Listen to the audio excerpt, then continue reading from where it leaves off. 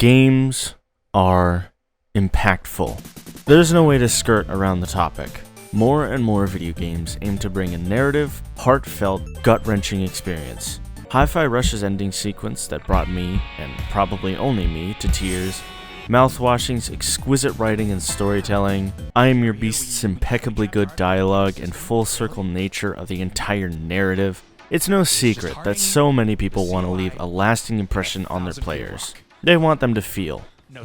But what if you didn't want to make an impact on a player, but the players, the developers, the entire industry as a whole? One company, run by former Microsoft employees that just so happen to be some of the biggest innovators in the entire gaming sphere, sets out to do just that. To innovate. And boy do they.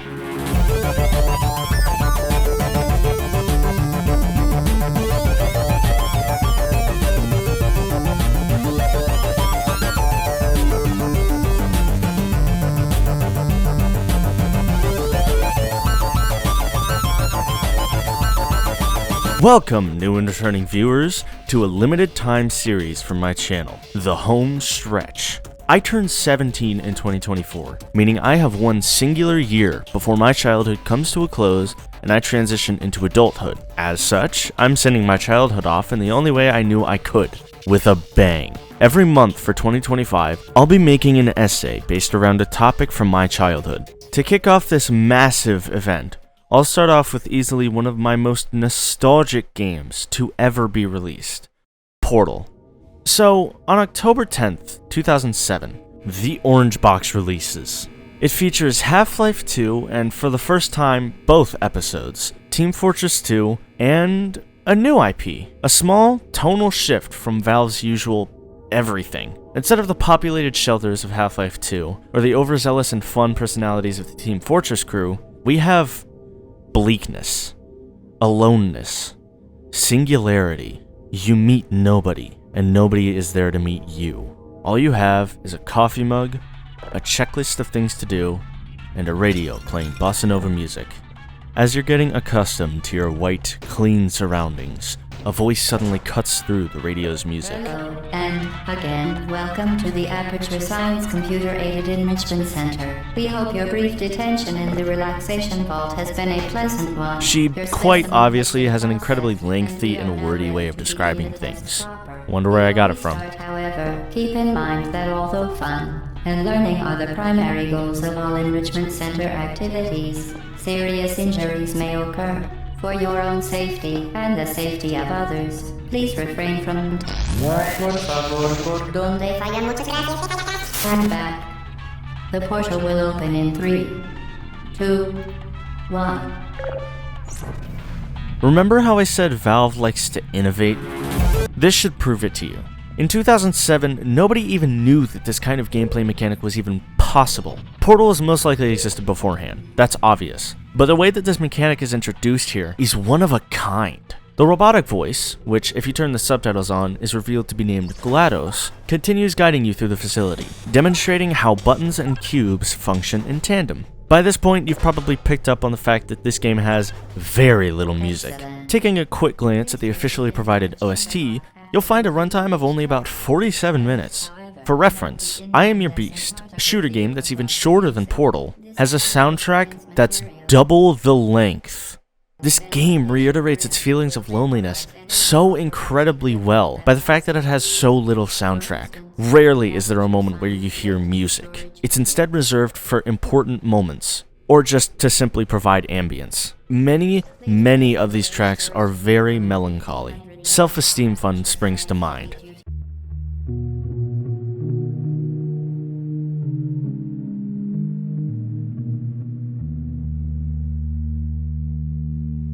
I'm not even going to hide the fact that this video was inspired by Liam Triforce's Portal retrospective, since he basically reiterates these points of loneliness and bleakness probably better than I ever could. But I do still want to put this at the forefront for those who haven't seen the video. Great video, by the way, I highly recommend. Regardless, the point is this. Portal's soundtrack is sad.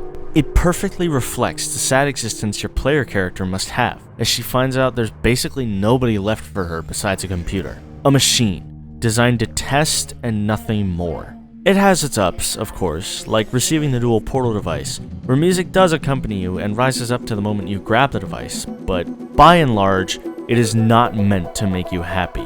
It's meant to instill a feeling of isolation, and I feel it does a phenomenal job.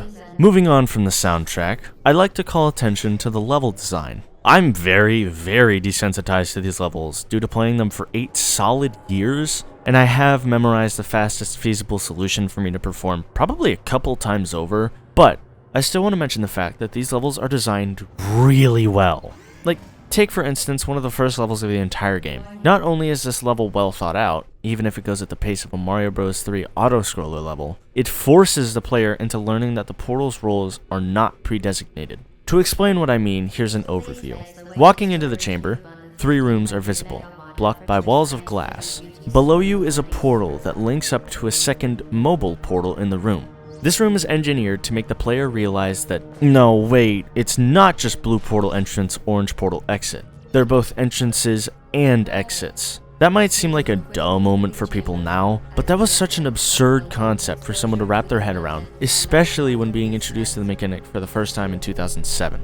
Almost all of these courses feel specifically engineered to always administer that aha dopamine. Of course, they obviously were, seeing as it's a puzzle game, but that doesn't take away from the fact that there are puzzle games that don't manage to get that same level of aha when the problem is solved. However, Portal manages to go above and beyond with their aha dopamine, even long after I've memorized every level. Walking through that emancipation grid always has the same feeling of, I did it, and I have only myself to congratulate for it.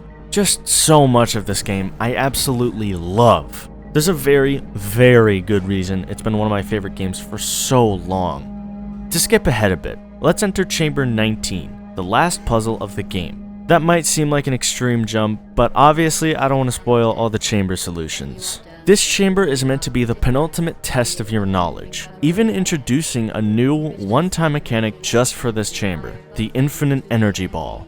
As you work your way through the chamber, moving around energy balls and riding on unstationary scaffolds, you finally reach the end of the testing course, the sign for your cake. It's right there! You excitedly turn to see where the platform is taking you and you see an inferno, waiting to eat you alive. GLaDOS starts reassuring you, stating that all Aperture equipment is designed to remain functional up to 4,000 degrees Kelvin, or around 7,000 degrees Fahrenheit, but you're not. Thankfully, as the platform emerges from its cage of portalless walls, you manage to see an exit. There's portal walls surrounding the fiery pit. Even better, there's a platform dead ahead that you can exit onto. GLaDOS glitches out, as you were not supposed to escape your pre-planned demise, before almost sounding like she's lying to you. We are pleased that you made it through the final challenge where we pretended we were going to murder you.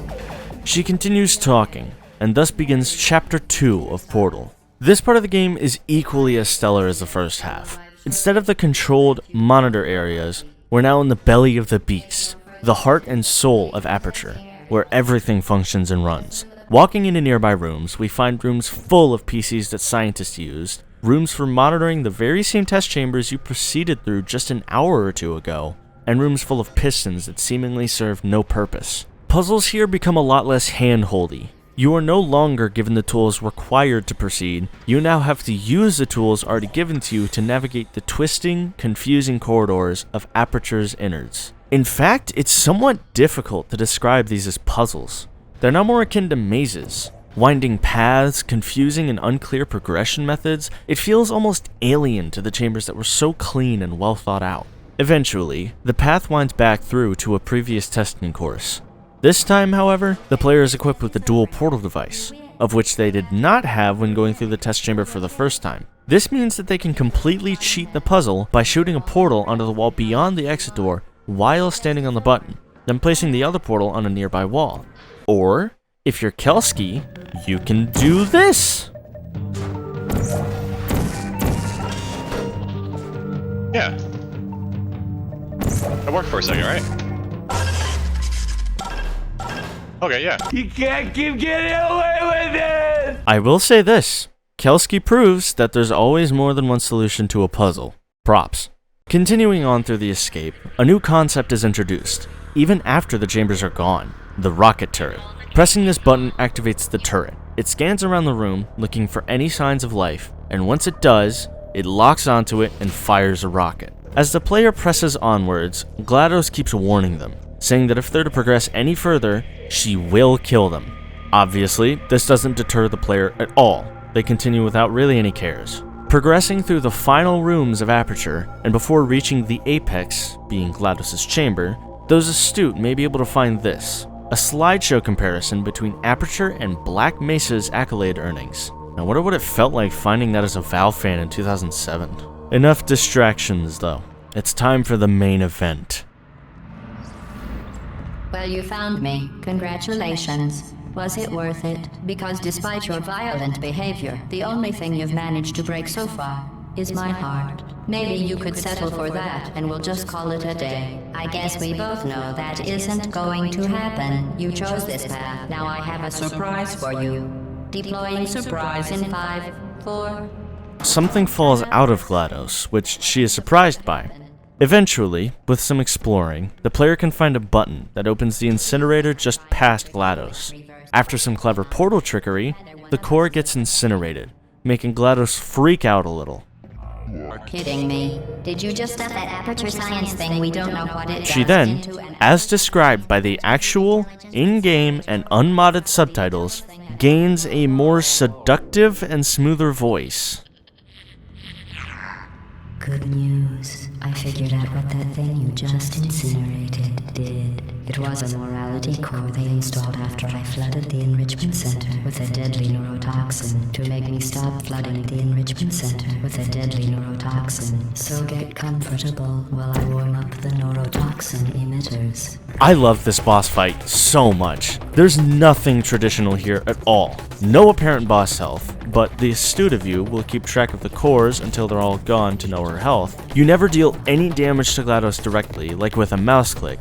It instead requires ingenuity with the rocket turret she summons, and, of course, your portal gun. Not only that, but as you incinerate cores, GLaDOS' personality shifts, changing to match the most recently popped off core. Her insults morph in different ways as you take off the cores, going from asking questions like the curiosity core, to acting intelligent and knowing that you'll lose when you take off the knowledge core, to just straight up toxicity when you take off the anger core.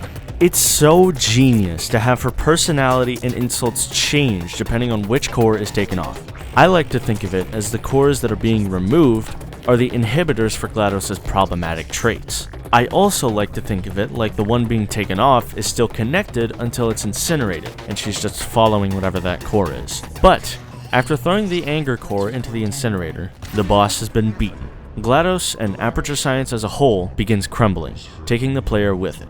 Chell then lands outside, taking a rest on the ground outside Aperture's facility. There's a little more after that, but we'll save that for another time. For assuming the putty aircraft submission position.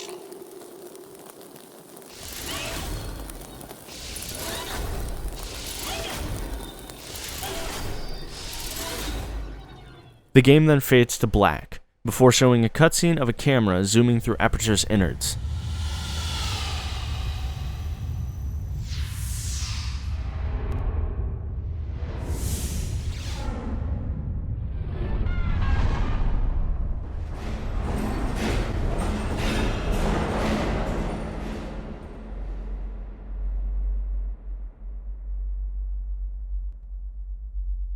Then finally revealing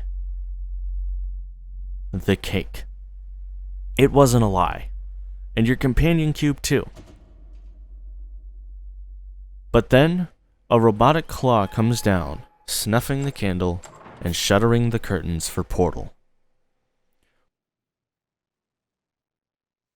This was a triumph. What a game! I know this relatively short video doesn't cover the whole of how special Portal is. God knows I can't make a video that long in a month. But regardless, I hope you understand just how different and unique Portal is as a game. With all that said though, Merry belated Christmas, thank you for watching, I have been Beanie Boy, and I hope you have a happy new year. For the good of all of us, except the ones who are dead.